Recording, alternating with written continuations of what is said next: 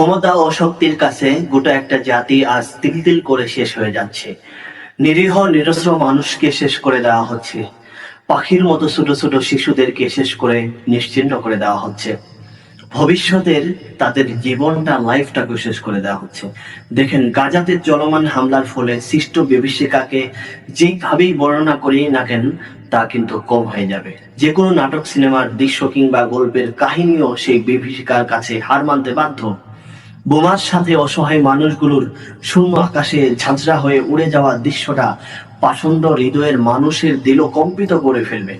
কিন্তু আফসোস, যারা বিশ্বব্যাপী মানবতার কথা বলে বেড়ায়, স্বাধীনতার কথা বলে বেড়ায়, মানুষের অধিকারের কথা বলে বেড়ায়, তারা এই মহাসংকটে আজকে তারা চুপ। আসলে চুপ বলাটা ভুল হবে, কারণ তাদেরই কেউ কেউ এই পরিস্থিতি তৈরি করার জন্য অবদান রাখতেছে।